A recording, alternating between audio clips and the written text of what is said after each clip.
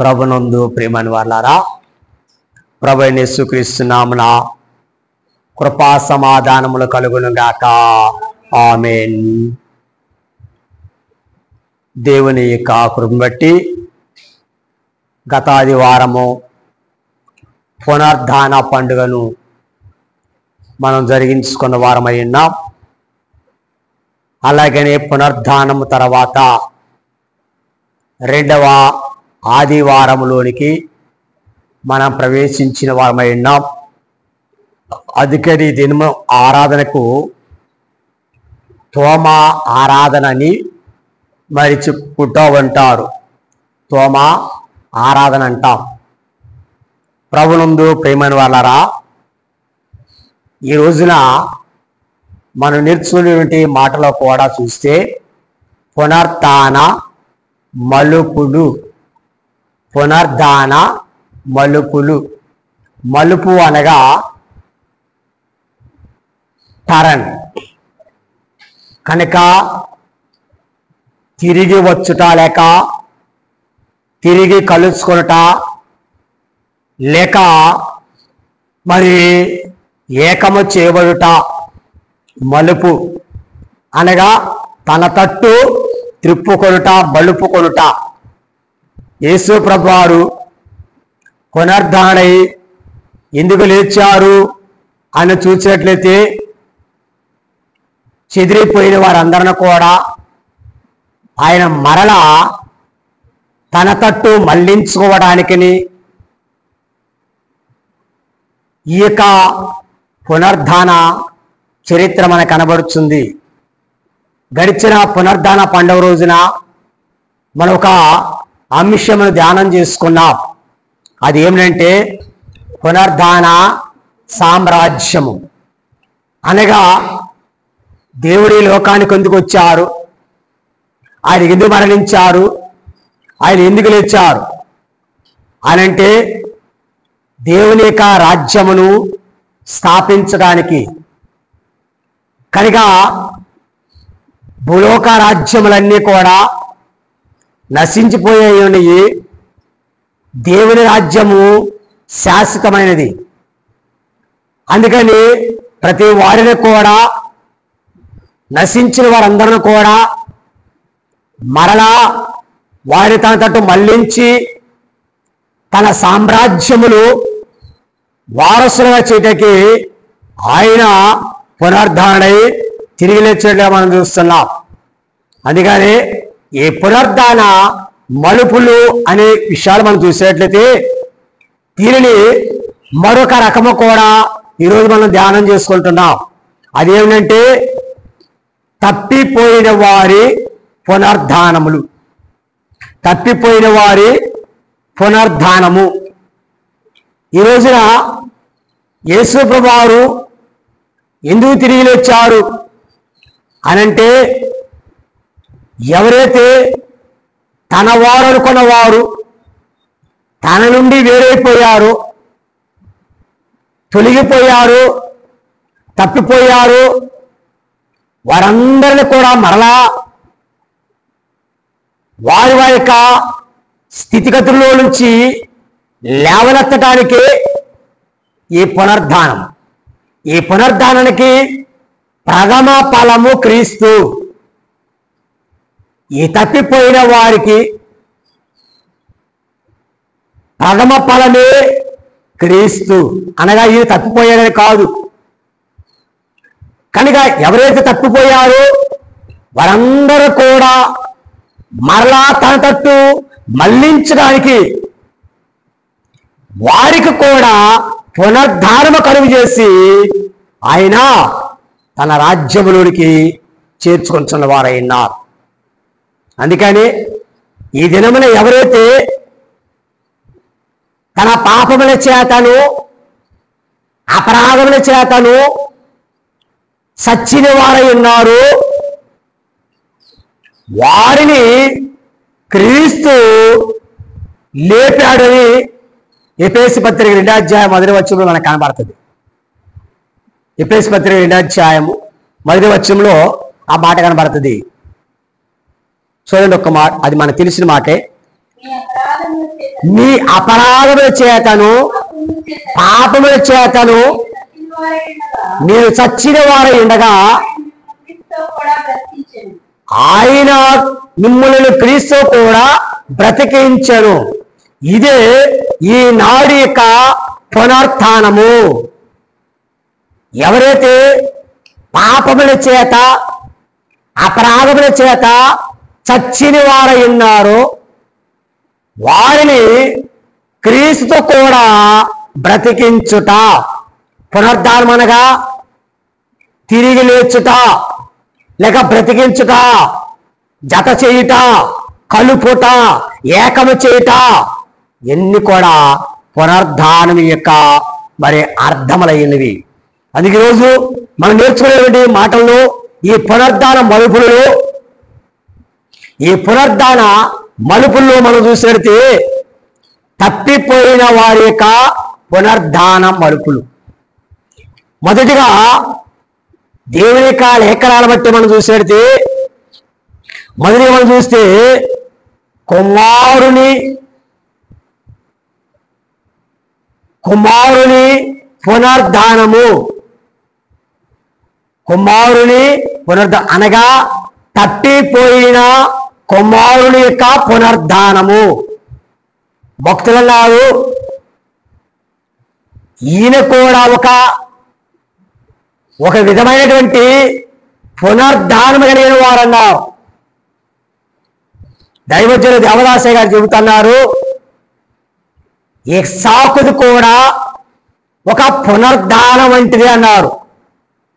ఇస్సాకు కూడా పునరుద్ధానము కలిగిన వాడు అన్నారు. ఎందుకంటే అబ్రహాము గారు చెప్పినట్లుగా నా కుమారుని మరలా మృతులలో నుండి నేను పొంది ఉన్నానని అబ్రహాము గారు చెప్పారు. తన కుమారుని మృతులలో నుండి సంపాదించుకున్నాడు. అంత అయిపోయింది. కట్టె మీద వండుకోబెట్టాడు, కత్తి పైకెత్తాడు. ఇక తన మనస్సులో అతను చనిపోయాడనుకున్నాడు. మరి ఇస్సాకు కూడా తను మరణించాలనుకున్నాడు. కానీ దేవుడే ఆ మృతులలో నుండి ఇస్సాకును బయట తీసుకొచ్చాడు. అందుకని ఇస్సాకును కూడా ఒక మరి అంతరంగం యొక్క పునరుద్ధానం అన్నారు. అలాగే ఈరోజు నేను చెప్పబోయేటువంటి పునరుద్ధానాలు కూడా అంతరంగ పునరుద్ధానములు ఇవి కూడా ఒక మలుపు, పునరుద్ధాన మలుపులే. అందుకని మొదటిగా మనం చూస్తున్నాము కుమారుని పునరుద్ధానము. లోకాసు వార్త 15వ అధ్యాయము 24-25 వచనాలు మనం చూసినట్లయితే, లోకాసు వార్త 15వ అధ్యాయము 24-25 వచనాలు మనం చూసినట్లయితే అక్కడ తండ్రి చెప్పొచ్చిన మాట, ఈయన కుమారుడు చనిపోయి కనుక ఇది కుమారుడు యొక్క పునరుద్ధానము. తండ్రి ఏమంటున్నాడు, ఈయన కుమారుడు చనిపోయాడు, మరలా బ్రతికాడు. చచ్చిపోయాడు ఆయన, కుమారుడు చచ్చిపోయాడా? కనుక ఏమన్నాడు, నా కుమారుడు చనిపోయాడు అనగా ఎప్పుడైతే మొదటగా మనం నేర్చుకున్న వాక్యము, ఈరోజు వాక్యం మూలవాక్యం అదే. మీ అపరాధముల చేత మీ పాపముల చేత మీరు చచ్చిన వారై ఉన్నారు. ఈ లోకములో ఎవరైతే మరి పాపములు కలిగి ఉన్నారో వారు చచ్చిన వారి కింద లెక్కే. కనుక ఈ రోజున ఈ కుమారుడి విషయంలో కూడా మనం చూస్తే ఇతడు కూడా మరి ఇంకా చెప్పాలంటే ఇతడు తండ్రి జీవమును కోల్పోయిన వాడు. ఎవరి జీవాన్ని? తండ్రి జీవాన్ని కోల్పోయాడు అనగా తండ్రి నుండి వేరయ్యాడు. ఇంకా చెప్పాలంటే బహిరంగముగా తండ్రి జీవములో నుండి వేరైనప్పటికీ అంతరంగముగా చూస్తే దేవుని క్రీస్తు యొక్క జీవములో నుండి ఇతడు దూరమైపోయాడు.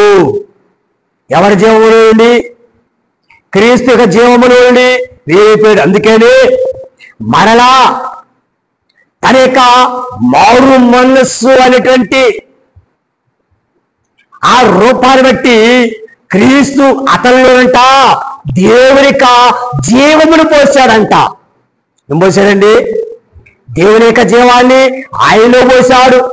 ఎప్పుడైతే ఆ పందుల పట్టు నిలిచి ఉన్నాడో, ఆ పట్టు చిన్నప్పుడు ఆ పట్టు అనగా జీవము లేనిది, పొట్టు అనగా జీవము లేనిది. కనుక జీవము లేని ఆ పొట్టు తింటూ జీవము గల దేవుని జ్ఞాపకం చేసుకున్నారు. ఎవరిని? జీవము కలిగిన దేవుని జ్ఞాపకం చేసుకోరు. కాబట్టి దేవుడు తన జీవాన్ని ఆ కుమారుడు పోశాడు. తన జీవాన్ని ఆ కుమారుడు పోయడం ద్వారా అతడుకున్నాడు. అతడు వెంటనే లేచి, వాక్యములు మనం చూసేడితే చూడండి 15వ అధ్యాయములో మనం చూస్తే బుద్ధి వచ్చినప్పుడు అని ఉంటా. చూడండి 17వ వచనంలో, అయితే బుద్ధి వచ్చినప్పుడు వాడు నా తండ్రి వద్ద ఎంతో మంది కూలివాండ్రకు అన్న సమృద్ధిగా ఉన్నది, నేనైతే ఇక్కడ ఆకలికి చచ్చిపోతున్నాను. నేను లేచి, కనుక యేసు క్రీస్తు ప్రభువారి విషయంలో దేవదూత ఏం చెప్పారు? ఆయన ఇక్కడ లేడు, ఆయన లేచి ఉన్నాడు. యేసయ్య దేవుని నుండి లేచాడు. ఆయన మరణము నుండి లేచాడు, సమాధి నుండి లేచాడు,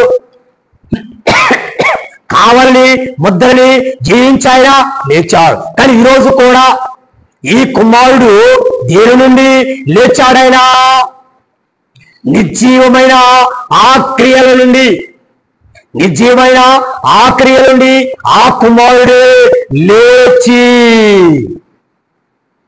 అందుకని ప్రభువును పిల్లరా ఆ లేచుడితోనే దేవుని యొక్క జీవము ఆ కుమారులో పోయబడింది. దేవుని జీవాన్ని ఆ కుమారులో పోయడం జరిగింది. అందుకని ఈరోజు మనం చూస్తే ఈ జీవము పోవటానికి కారణము ఇతరులు దేవుని జీవాన్ని, తండ్రి జీవమును పోగొట్టుకోవడానికి కారణం ఏంటని మనం చూసేటైతే ఈరోజు మనం కూడా దేవుని జీవాన్ని పోగొట్టుకున్నాం. ఎందుకు అంటే ఇక్కడ మరి పోగొట్టుకోవడానికి కారణం ఏంటంటే తండ్రి నుండి వేరైపోవుట.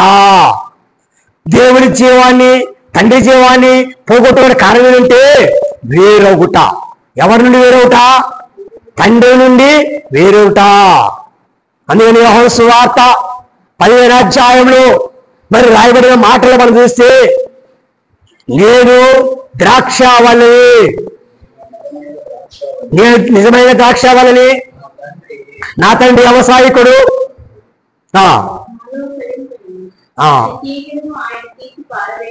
కానీ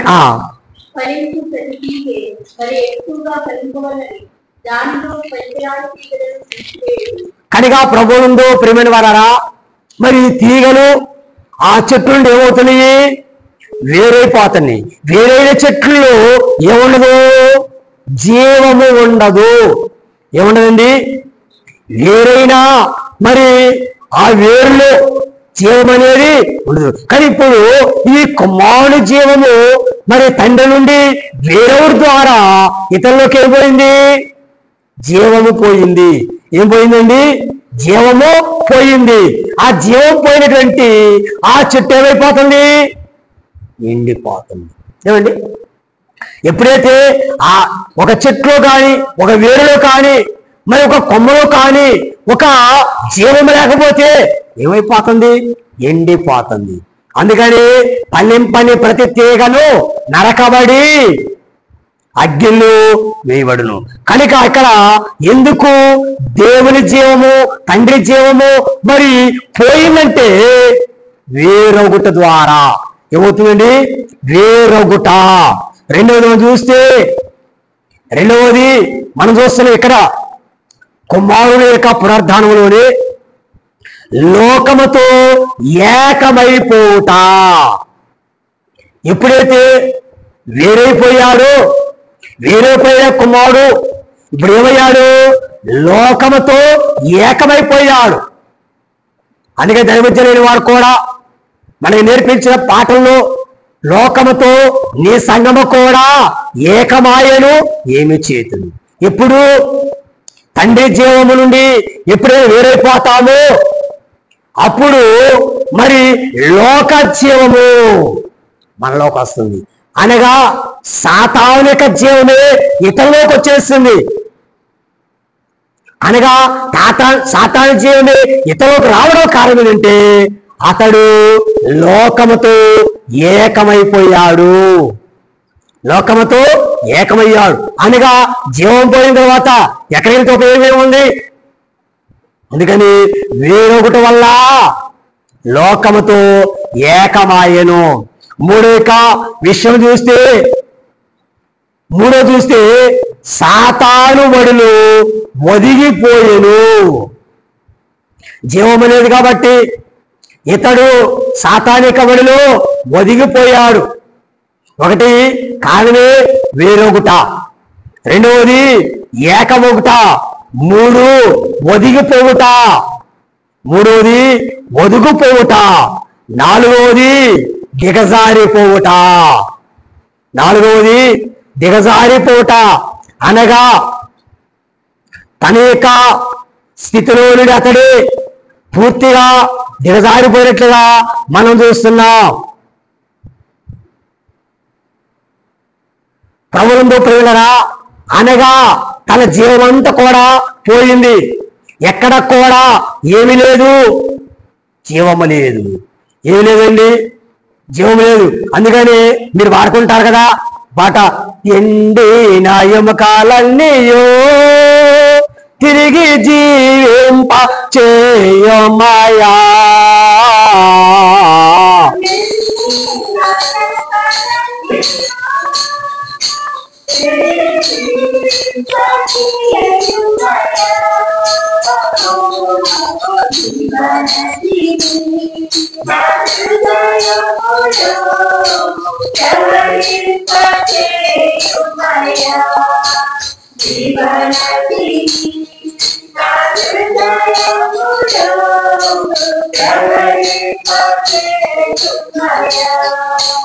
ఈ దినం చూస్తే ఇతడు తండ్రి నుండి వేరైపోయాడు, సాతానుతో ఏకమైపోయాడు, అలాగనే సాతాను ఒడిలో ఒదిగిపోయాడు, అలాగే పాప బానిసగా దిగజారిపోయాడు. పాప బానిసగా ఇతడు దిగజారిపోయాడు కాబట్టి ఇప్పుడు పాప ఫలితము అతనిని వేదనకు గురి చేశాడుగా. పాప ఫలితము ఫలింపుకొచ్చింది. పాప ఫలితము ఫలింపుకు వచ్చింది. అనగా పాప ఫలితం అనగా ఆకలి. పాప ఫలితం అనగా ఆకలి. కనుక ఇతర జీవం పోయింది. అందుకని యేసు ప్రభువారే శిలువ మీద 5వ మాట పలుకుచేమన్నాడు, నేను దప్పికొలుచున్నాను. అనగా తన శరీరములో దాహమంతా కూడా నీరంతా కూడా ఆవిరైపోయింది.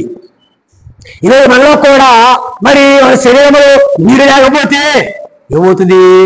మన యొక్క దవడలు ఎండిపోతాయి, మన పెదాలు ఎండిపోతాయి. దాహం దాహం దాహం అంట. అనగా పాప ఫలితమే పండిపోయింది. ఆ పాప ఫలితం పండిపోవడం ద్వారా ఇతరులు జీవమంతా కూడా ఎండిపోయింది. ఇప్పుడు ఏమన్నాడు?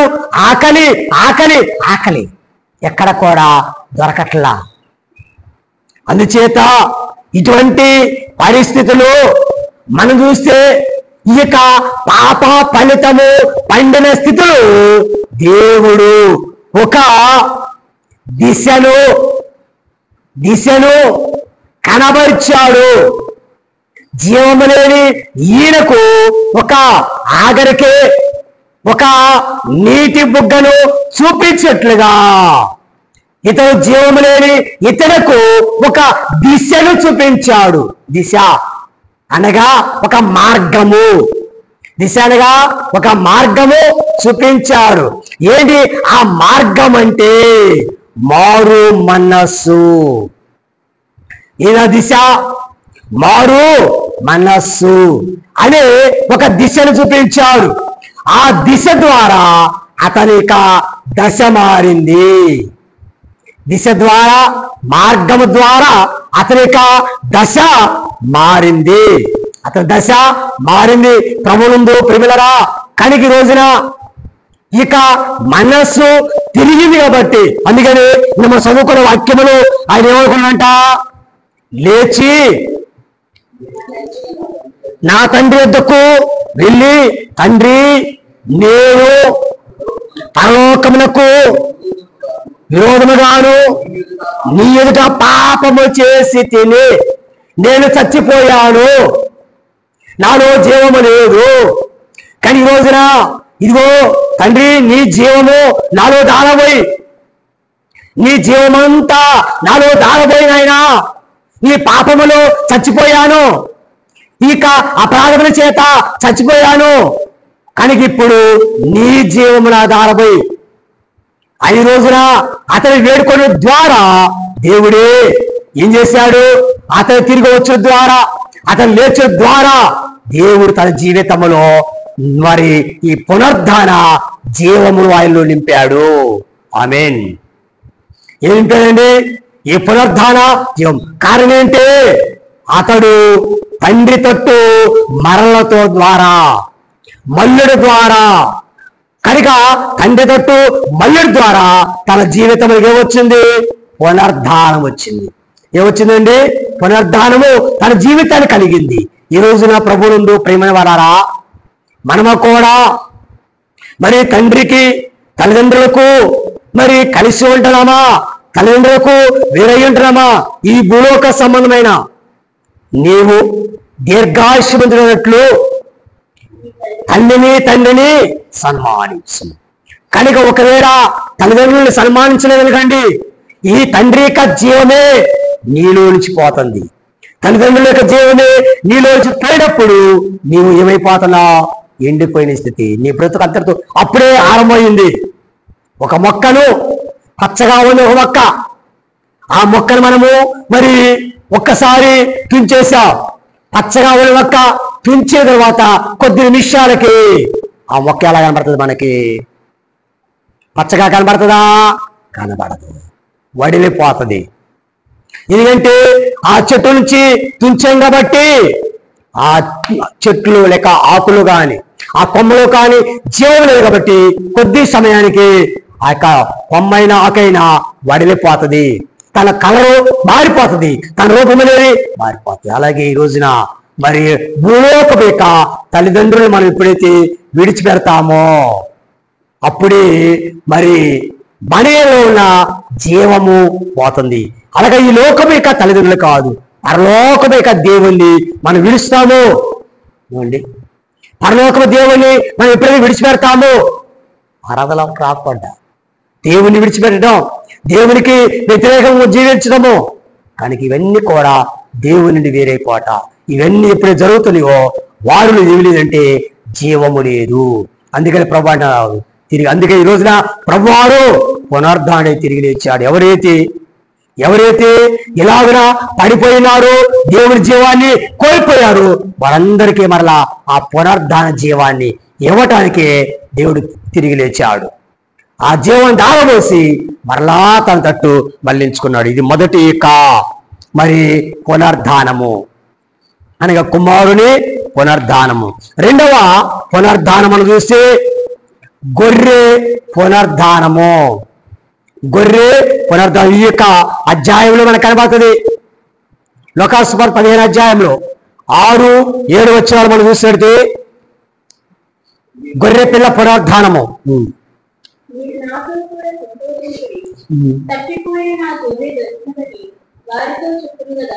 అటువలే మారు మనసు అక్కరలేని 99 మంది నీతిమంతుల విషయమై కలుగు సంతోషము కంటే మారు మనసు పొందు ఒక్క పాపి విషయమై పరలోకములో ఎక్కువ సంతోషం కలుగును. ప్రభువునందు ప్రియమైన వాళ్ళరా, యేసు ప్రభువారు ఒక ఉపమానంలో చెబుతున్నాడు. ఏమంటే ఒక యజమానికి 100 గొర్రెలు ఉన్నాయి. ఆ 100 గొర్రెలు ఒక గొర్రె తప్పిపోయింది. కానీ తప్పిపోతే మరి ఆ యొక్క యజమాని ఆ 99 గొర్రెలు విడిచి తప్పిపోయిన ఆ గొర్రె కోసము వెతకడా? అనగా ఇప్పుడు ఆ గొర్రె పరిస్థితి ఎలా ఉంది అనగా ఇక్కడ మనం చూస్తే మంద నుండి తప్పిపోయిన గొర్రె. ఎక్కడి నుంచి అండి? మంద నుండి తప్పిపోయిన గొర్రె అనేది మందకు ఈ గొర్రెకు మరి ఏం దూరం అయింది? మంద దూరం అయ్యింది. ఏం దూరం అయిందండి? మంద దూరం అయింది. అలాగే నేటి కాలంలో విశ్వాసి కూడా సంఘానికి ఎప్పుడైతే దూరమైపోతారో అప్పుడు దేవుని యొక్క శక్తి కోల్పోతాం. మంద నుండి తప్పిపోయిన గొర్రె. రెండవది నిస్సహాయమైన స్థితిలో ఉన్న గొర్రె. ఈ గొర్రె ఎలా ఉంది? మంద నుండి తప్పిపోయింది. మంద నుండి తప్పిపోయింది. ఆ తప్పిపోయే గొర్రె ఎలా ఉంది? యేసు వారు కొన్ని విషయాలు తెలియజేస్తూ చెప్పిన మాట. ఆ గొర్రె తప్పిపోయిన గొర్రె అంట అది ముండ్ల పొదల్లో చిక్కుకొని ఉందంట. ఎక్కడండి? కొన్ని సందర్భాల్లో తెలియజేశారు. ముండ్ల పొదల్లో చిక్కుకొని ఉంది గొర్రె పిల్ల. ఆ తప్పిపోయిన గొర్రె పిల్ల చిక్కుల్లో ఉంది. ఆ చిక్కుల్లో ఉన్న గొర్రె పిల్ల ఎలా ఉంది? సహాయం కొరకు ఎదురు చూస్తూ ఉంటది. ఏమండి? అనగా ఈరోజు మనం చూస్తే ఒక సంఘములో ఉండి తప్పిపోయిన గొర్రె, ఒక తప్పిపోయిన గొర్రె ఏ పరిస్థితిలో ఉందంటే అతను ఎప్పుడైతే సంఘాన్ని విడిచిందో సంఘం విడిచిన వెంటనే ఒక మరి సమస్యల్లో చిక్కుకుంటుంది, ముండ్ల పదల్లో చిక్కుకుంటుంది. ఎప్పుడైతే ముండ్ల పదలో చిక్కుంటుందో వారికి సహాయం చేసేవారు లేరు. కాపరి లేని గొర్రెలనే వారు తప్పిపోయినారు అని వాక్యములు కనబడుచున్నవి. ప్రభునందు ప్రియులారా, మనం చూస్తుంటాం. మొదటి పేతురు పత్రిక 2వ అధ్యాయము 15వ వచనములు మనం చూసినట్లయితే 2వ పేతురు పత్రిక 2వ అధ్యాయము 15వ వచనము,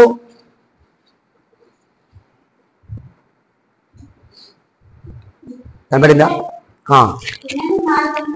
తినని మార్గం విడిచి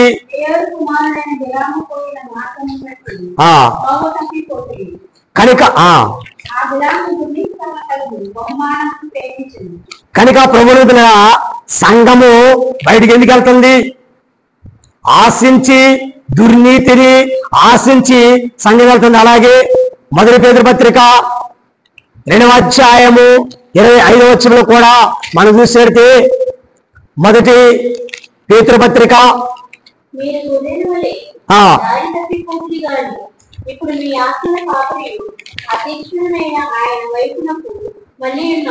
కడిగి రోజున మీరు గొర్రెల వలె దారి తప్పి ఉన్నారు.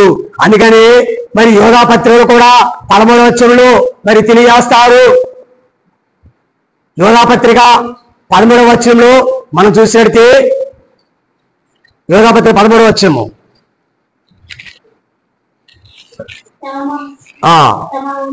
తమ అవమానమును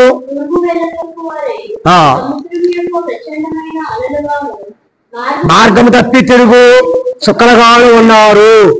వారి కొరకు గాఢాంధకారము నిరంతరము. కానీ ఈ రోజున ఈ గొర్రె తప్పిపోయింది. ఈ గొర్రె తప్పిపోయింది. ఈ తప్పిపోయే గొర్రె తప్పిపోయే ద్వారా మన సంఘము లేక మంద దూరముగా ఉంది. కాబట్టి ఈరోజు ఆ యొక్క తప్పిపోయే గొర్రె యొక్క స్థితి ఎలాంటిదంటే గాఢాంధకారము. ఏంటది అనగా ఇది మంద నుండి తప్పిపోయిన గొర్రె. రెండవది నిస్సహాయ స్థితిలో ఉన్న గొర్రె.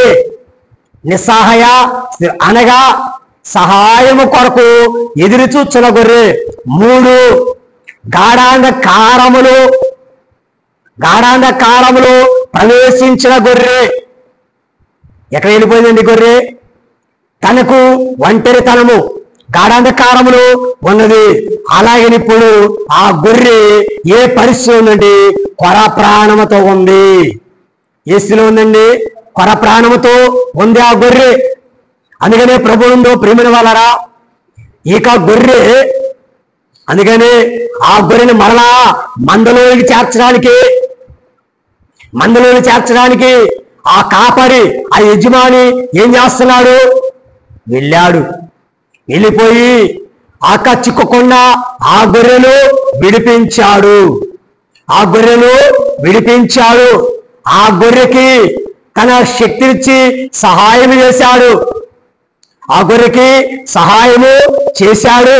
అలాగే ఆ గొర్రె జీవితమును వెలుగు నింపాడు. అనగా ఇప్పుడు చిక్కుకున్నాడు.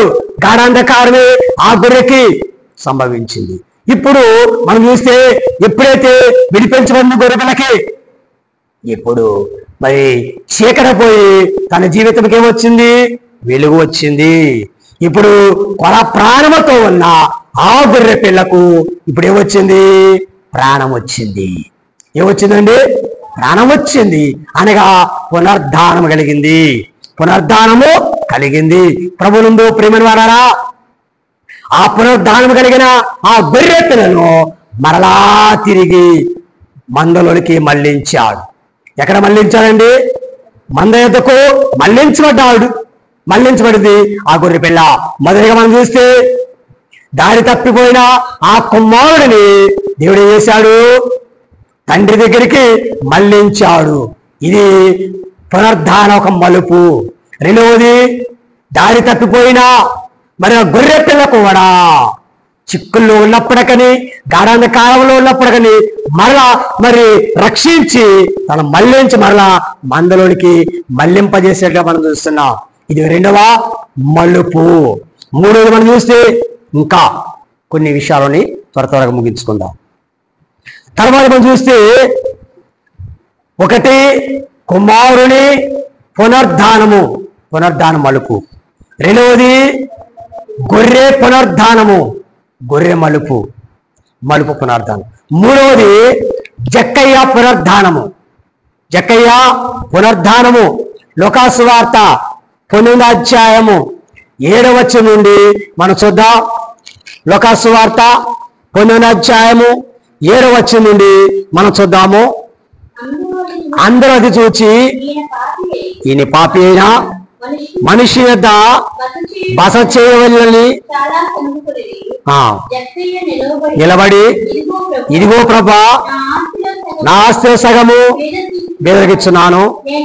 నేను ఎవరైనా అన్యాయముగా దేనినైనా తీసుకునిలా అతని 4 వంతులు మరలా చెల్లింపునని ప్రభువుతో చెప్పాను.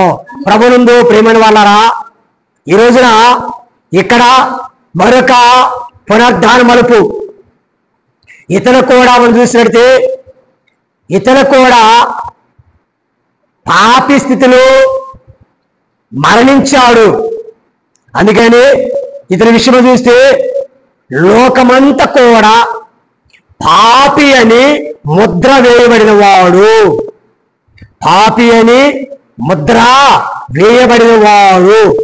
జక్కయ్య. రెండవది అన్యాయ సిరిని సంపాదించినవాడు. అనగా ధనాన్ని సంపాదించినవాడు. 3 అక్రమ సంపాదకారుడు. 4 ఆస్తిపరుడు, అనగా లోక ధనవంతుడు. 5వది పరిశుద్ధుని చూడ నిరీక్షించిన వాడు, లేక ఆశ కలిగిన వాడు. పరిశుద్ధుని చూడ నిరీక్షించిన వాడు, ఆశించిన వాడు. అనగా ప్రభువునందు ప్రేమలారా, ఇతని విషయంలో చూస్తే ఇతన్ని లోకమంతా కూడా ఏమంటున్నారు? పాపి అంటున్నారు. చదివిన వాక్యం ఏముంది? పాపి అయిన మనుషుడు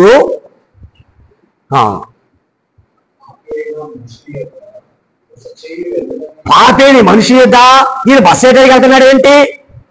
అని అందరూ కూడా చెప్పుకుంటున్నారు. ఇతడు పాపి పాపి అంటున్నారు. ఎందుకని? ఇతడు సుంకపు దుత్తదారుడు. ఈ జక్కయ్య సుంకపు దుత్తదారుడు, అనగా సుంకాన్ని వసూలు చేసేవాడు. ఎలాగ వసూలు చేస్తున్నాడు? ఈయన అన్యాయముగా అక్రమగా వసూలు చేస్తున్నాడు. కనుక చూస్తే ఇతడు అన్యాయముగా మరి సంపాదించాడు, ధనవంతుడుగా ఉన్నాడు. కానీ ఇతని జీవితము కూడా మరి పరిశుద్ధతను లేనివాడై ఉన్నాడు. తన జీవితం, తన పనిలో పరిశుద్ధత లేదు, తన ప్రవర్తనలో పరిశుద్ధత లేదు, తన నడవడిలో పరిశుద్ధత లేదు, తన జీవితంలో పరిశుద్ధత లేదు. అందుకని రోజున పరిశుద్ధుడైన ప్రభువుని చూడాలని ఆశపడ్డాడు. పరిశుద్ధుడైన ప్రభువుని చూడాలని ఆశపడ్డాడు ఆయన. ఇదే ఆయన యొక్క మలుపు. ఆశ కలిగి ఉండేది పునర్ధాన మలుపు. ఆశ కలిగి ఉండే పునర్ధాన మలుపు. కానీ ఇప్పటి వరకు కూడా తన జీవితంలో మరణించాడు. తన బ్రతుకంతా కూడా అన్యాయ బ్రతుకు, అక్రమైన బ్రతుకు. కనుక ఇలాంటి జీవితమే కలిగి ఉన్నాడు. అందుకని పరిశుద్ధ పునర్ధానమును ఆయన కోరుకున్నాడు. పరిశుద్ధ పునర్ధానాన్ని కోరుకున్నాడు. పరిశుద్ధతను ఆయన కోరుకున్నాడు. పరిశుద్ధైన దేవుని నేను చూడాలి. ఆశతో ఉన్నటువంటి ఆయనను దేవుడు ఏం చేశాడు? చచ్చిపోయే ఆయనని మరలా బ్రతికించి మరి పాపిని పరిశుద్ధుడిగా మార్చాడు యేసుప్రభు. అనగా పాపస్థితిలో ఉన్న ఈ జక్కయ్యను పరిశుద్ధమైన స్థితిలోనికి మళ్లించాడు. అందుకని జక్కయ్య ఇంటికి వెళ్ళాడు, భోజనం చేశాడు. భోజనం చేసిన తర్వాత ఈ జక్కయ్య ఇంటి వారితో ఏమన్నాడు? జక్కయ్య, నీ ఇంటికి రక్షణ వచ్చింది. ఏమొచ్చిందటండి? నేడు నీ ఇంటికి రక్షణ వచ్చింది. క్రీస్తు నేడు లేచెను. హల్లెలూయా. కానీ ఈ రోజున జక్కయ్య ఇంటికి రక్షణ వచ్చింది. హల్లెలూయా. ఏమొచ్చిందండి? అనగా రక్షణ వచ్చింది అనేకంటే మనం అందాము జక్కయ్య ఇంటికి పునరుద్ధానం వచ్చింది. హల్లెలూయా. ఏమండి? ఏమొచ్చింది? జక్కయ్య ఇంటికి పునరుద్ధానం వచ్చేసింది. అంటే ఇప్పటి వరకు కూడా తన పాపిగానే ఉన్నాడు, పాపిగానే జీవించాడు. కానీ ప్రభు ఎప్పుడైతే తన ఇంటికి వచ్చాడో ఇప్పుడు అన్నాడు ఆయన, నేను ఎవరైతే అన్యాయం తీసుకున్నాను వారికి 4 రెట్లు చేస్తా. ఎవరి దగ్గర అయితే అన్యాయం నేను తీసుకున్నాను 4 రెట్లు చేస్తా. ఇది కూడా రక్షణ మలుపు. ఏ మలుపు అండి ఇది? రక్షణ మలుపు. అనగా పాపిస్తున్న మనకి రక్షణ మలుపిచ్చి ఆయనకి పరిశుద్ధతని పునర్ధానము ఈ జక్కయ్యకి అనుగ్రహించాడు. పరిశుద్ధతని పునర్ధానం ప్రభు జక్కయ్యకి అనుగ్రహించాడు. అలాగే ప్రభు నందు ప్రియమైన వాళ్ళరా ఇంకొక పునర్ధానము మనం చూస్తే తోమా పునర్ధానం. ఈ రోజున మరి అందరూ కూడా ఎక్కువ శాతము ఈ రోజున తోమా ఆరాధన ఇతను కూడా ఒక మళ్లింపు. ఇతర స్థితి మనం చూస్తున్నాం. ఇతరులు కూడా మరి దేవుని యొక్క జ్ఞానము దూరమయ్యింది. ఏం దూరమైందండి నీకు? దేవుని జ్ఞానం అనగా దైవ జ్ఞానము ఈయనకి దూరం అయిపోయింది. కాబట్టి ఇతడు అజ్ఞాని అయ్యాడంట. ఏమయ్యాడండి? అజ్ఞాని అయ్యాడంట. ఎవరైనా?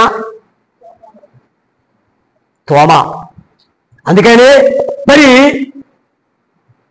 అజ్ఞానం అవ్వడానికి కారణము ఇక్కడ మనం చూస్తే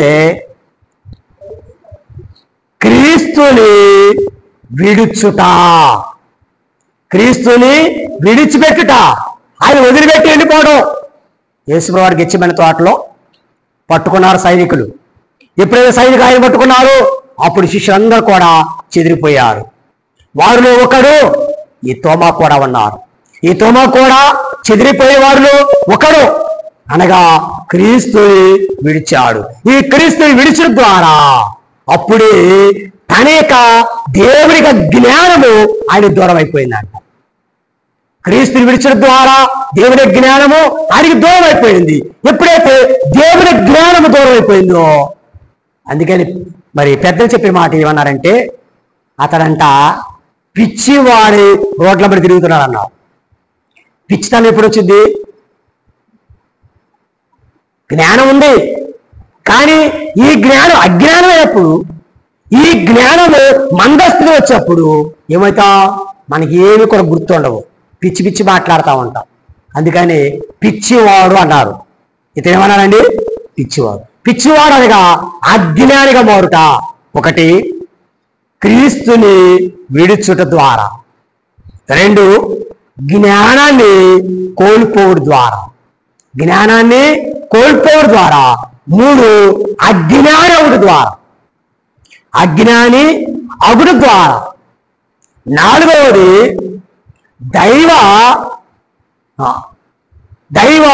దేవుని గాయములను కోరుకున్నవాడు. దేవుని గాయాలని కోరుకున్నవాడు. ఏమన్నాడు ఈ వారంలో? మిగతా వాడు వెళ్ళి తోమా మేము ప్రభువుని చూచాము, ఆయన లేచాడంటే ఆయన నమ్మలేదు కదా. ఆయన ఏమన్నందుకు, నేను ఆయన గాయాలలో వేలు పెడితే కానీ అనగా ఏం కోరుకున్నాడు ఆయన? ఆయన గాయాలు కోరుకున్నాడు. ఆయన గాయాల్లో చూడాలి, ఆయన గాయాల్లో వేలు పెట్టాలి. గాయాలు కోరుకున్నాడు ఆయన. పిచ్చి వాళ్ళు ఏం చేస్తారు? పిచ్చి పిచ్చి మాటలు మాట్లాడతారు, పిచ్చి పిచ్చి ఆలోచనలు. కనుక ఈయన కూడా అజ్ఞాని కాబట్టి ఇతడు ఆయన గాయాల్ని కోరుకున్నాడు. ఆయన గాయాలు కోరుకోవడం ద్వారా ఇప్పుడు జరిగిన కార్యం ఏంటంటే, విశ్వాస జీవితములో చచ్చిన వాడి వలె ఉన్నాడు. అనగా అవిశ్వాసి అయ్యాడు. ఏమయ్యాడండి? అవిశ్వాసిగా మారిపోయాడు. పిచ్చివాడు కాబట్టి ఇప్పుడు ఏది కూడా ఆయన నమ్మట్లేదు, అవిశ్వాసి అయ్యాడు. అందుకనే ప్రభువారు ఈ రోజున ఆ పిచ్చివాడిని దేవుని సన్నిధికి తీసుకొచ్చారు. ఆ పిచ్చివాడిని దేవుని సన్నిధికి తీసుకొచ్చిన ద్వారా దేవుడు ఏం చేశాడు? మళ్ళీ అనగా దేవుడు తన గాయాల తట్టు మళ్లించాడు. రావడంతోనే మనకు యోహాను సువార్త 20వ అధ్యాయంలో ప్రభు ఏమన్నాడు?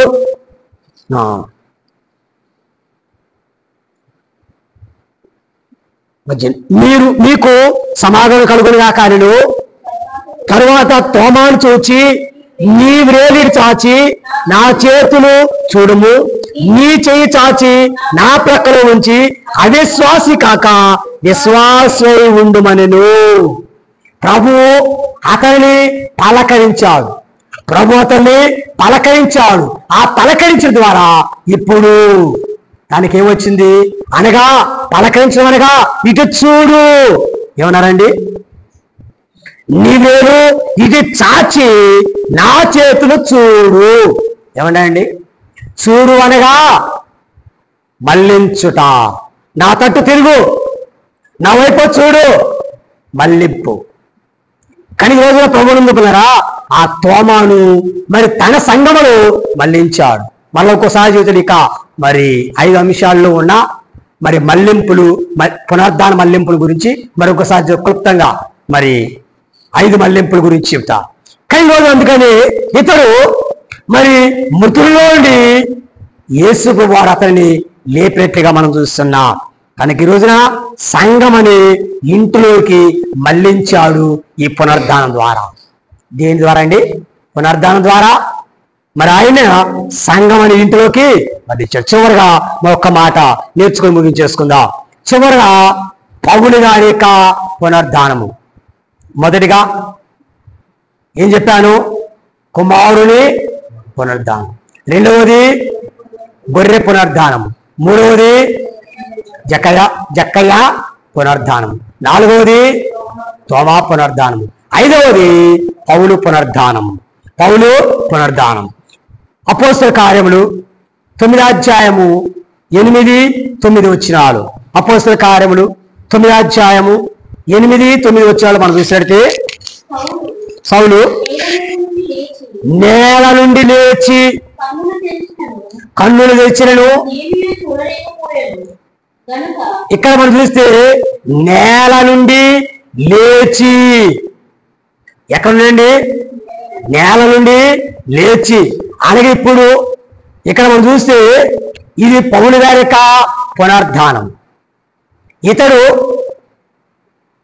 మనం చూస్తే క్రైస్తవులైన వారిని హింసిస్తున్నాడు, క్రైస్తవులైన వారిని మరి ఖండిస్తూ ఉన్నాడు. కనుక ఇలాంటి పౌలు గారి లేక సౌలు అనబడే వ్యక్తి ఒకరోజు దమస్కి బయలుదేరాడు. ఎందుకనంటే క్రైస్తవులైన వారిని హింసించడానికి. మార్గ మధ్యములో ఒక దూత అతనికి ఎదురయ్యింది. అనగా ఒక వెలుగు ఆయన ఎదుట నిలబడింది. కానీ నిలబడి ద్వారా అతడు నేల మీద పడిపోయాడు. కన్నులు మూయబడిన వాడై ఉన్నాడు. కనుక కన్నులు మూయబడిన వాడై ఉన్నాడు. కానీ ఇలాంటి పరిస్థితులు మిగతా వారికి అయితే ఏమీ తెలియలా, మిగతా వారికి ఏమీ తెలియలా. అప్పుడే మరి ఆ పౌలు గారి దగ్గరికి ఒక వెలుగు కనబడి అతనితో మాట్లాడినాడు. ఎవరో నువ్వయ్యా, ఎందుకు నీవు ఇక్కడికి వచ్చావు అంటే, నీవెవరివి అని అడిగినప్పుడు ఆయన చెప్పాడు కదా, నువ్వు హింసించున్నా యేసునని. కనుక అప్పుడు ఎప్పుడైతే నువ్వు హింసించున్నా యేసు అని ఆయన వినబడిందో అప్పుడు ఆయన నేల నుండి లేచి, ఎక్కడ నుండి? నేల నుండి లేచి, అనగా అప్పుడే తన జీవితంలో పునరుద్ధానం మొదలైంది. తన జీవితంలో పునరుద్ధానం అనేది మొదలైంది. ఆయనకి ఇప్పటి వరకు కూడా హంతకుడుగా ఉన్నాడు, ఇంతకు నరహంతకుడుగా ఉన్నాడు, మరి అదే భయంకరమైన దోపిడీగాడిగా ఉన్నాడు. కానీ ఈ రోజున మరి ఈ దేవుడి యొక్క వెలుగు ద్వారా తన జీవితంలో పునరుద్ధానం దొరికింది. ఈ వెలుగు ద్వారా తన జీవితంలో పునరుద్ధానం కలిగింది. అందుకే ఇక్కడ మనం చూడాలంటే ఈ పునరుద్ధానం యొక్క మలుపులో వెలుగు వలన పడింది, వెలుగు వలనే పడ్డాడు. అలాగనే ఆత్మ ద్వారా కన్నుల నుండి పొరలు రాలినవి. కొంచెం చెప్తాను. ఇంకా వెలుగు వలన పడును, ఆత్మ వలన రాలేను, ఆత్మ వలన రాలేను, ప్రార్థన వలన మారెను, ప్రార్థన వలన మారెను. చరిత్ర అంటే మనకు తెలిసింది. వెలుగు వచ్చింది, వెలుగు వల్ల పడ్డాడు, మరలా వెలుగు మాట్లాడేసరికి అతడు లేచాడు. పడినాయన పడ్డాడు, లేచాడు. లేచిన తర్వాత ఎప్పుడైతే మరి అన్నయ్య దగ్గరికి వెళ్ళాడో అప్పుడు పరిశుద్ధాత్మ ఆయన మీదకి వచ్చేప్పుడు తన కన్నుల్లో వచ్చి పొరల వంటివి రాలిపోయి ఆ పాపము అనగా సమాధి, కావలి, ముద్ర ఎల్లు కూడా ఎలా తొలగిపోయినాయో తన జీవితంలో ఉన్నటువంటి ఇవన్నీ కూడా పాపపు రాళ్ళని మరి కన్నులో ఈ పొరలన్నీ కూడా రాలిపోయినవి. బల్లమగు మరణ ద్వార బంద మొల్లుని బాటగా పోయేనో, బల్లమగు మరణ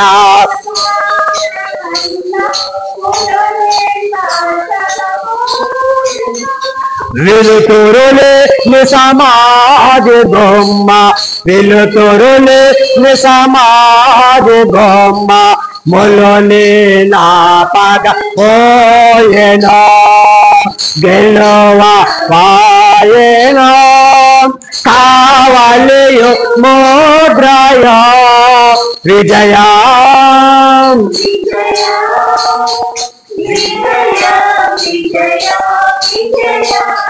ప్రభువుతో ప్రేమని వాళ్ళరా తన జీవితంలో కూడా పర్వ వంటి రాలిపోయేసరికి తన జీవితంలో పునరుద్ధానం యొక్క విజయము కలిగింది. అనగా మారిన వ్యక్తి జీవితంలో ఈ రోజున గొప్ప ప్రత్యక్షత కలిగింది. అనగా ఇక పౌలు గారి విషయంలో చూస్తే ప్రత్యక్షత పునరుద్ధానము, ప్రత్యక్షత ద్వారా దేవుడు మరి అపోస్తుల యొక్క సంఘములోకి ఆయన మళ్లించాడు. ఆయన ఒక అపోస్తులు ఒకరిగా దేవుడు ఆయన మళ్లించాడు. కానీ ఈ రోజున అందుకని ఇతర విషయం చెప్పాలంటే ప్రత్యక్షత పునరుద్ధానము లేక సాక్షి పునరుద్ధానము. సాక్షి పునరుద్ధానం. ప్రభునందు ప్రేమలారా, ఈ రోజు మనం చూస్తే మరి పునరుద్ధాన ఆ మలుపుల్లో ఈ రోజు నిన్ను నన్ను కూడా ఆ పునరుద్ధాన తట్టు మళ్లించనున్నాడు దేవుడు. అందుకని మొదట కుమారుని యొక్క పునరుద్ధానమును మనం చూస్తే తండ్రి యొద్దకు మళ్లించుట, తండ్రి దగ్గరికి మళ్లించుట అనగా తండ్రి ఇంటికి చేర్చుకొని మళ్లించుట. రెండవది గొర్రె పునరుద్ధానం అనగా మందలోనికి మళ్లించుట. మందలోనికి మళ్లించు, తప్పిపోయిన గొర్రె మందలోనికి మళ్లించుట. మూడవది జక్కయ్య విషయంలో రక్షణ ఇంటిలోనికి మళ్లించుట అనగా పరిశుద్ధతలోనికి మళ్లించుట. పాపిస్తులో ఉన్న స్థితి పాపి ఇంటిలో నుండి పరిశుద్ధ ఇంటిలోనికి మళ్లించుట. అలాగనే మరి అవిశ్వాస స్థితిలో నుండి విశ్వాస స్థితిలోనికి మళ్లించుట అనగా సంఘములోనికి మళ్లించుట. సంఘములోనికి మరలా మళ్లించుట. మరి పౌలు గారి విషయం చూస్తే ఇతడు మరి పాప జీవితంలో ఉన్నప్పటికీ మరి ప్రత్యక్షత ద్వారా అపోస్తులు ఒకరిగా మళ్లించుట అనగా సువార్తికుడుగా మళ్లించుట, సాక్షిగా మళ్లించుట. అందుకనే పునరుద్ధాన మలుపులు, పునరుద్ధాన మలుపులు. కానీ ఈ రోజున ఈ పునరుద్ధాన మలుపు నీ జీవితంలో కూడా ఒక మలుపు అయి ఉండాలి.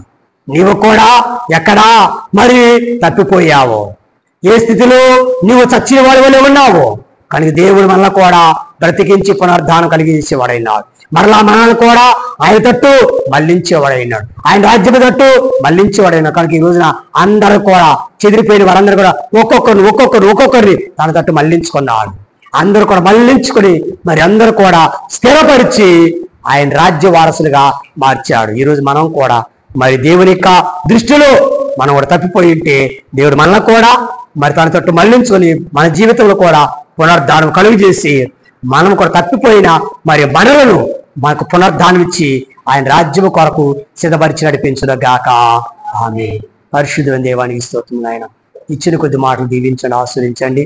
నా తండ్రి, తప్పిపోయిన వారి పునరుద్ధానం లేక పునరుద్ధాన మలుపులు ప్రభు ఈరోజు ఎంతో మందిని పునరుద్ధానం ద్వారా నీ తట్టు మళ్లించుకున్నావు కనుక నా తండ్రి మమ్మల్ని కూడా నీ తట్టు మళ్లించుకొని ఎలాగైనా ప్రభు మేము తిరిగి రావాలో ప్రభుని దగ్గరికి ఏ స్థితిలో దూరం అయిపోయామో ఇప్పుడు సమీపస్తులుగా ఉండగల భాగ్యమును దయచేసి మా జీవితంలో కూడా సంపూర్ణమైన పునరుద్ధానం అందించి బలపరిచి మహిమ పొందమని పునరుద్ధానం చేస్తున్నామని ప్రార్థన ఆలకించి విడిపించున్నాం తండ్రి. ఆమేన్.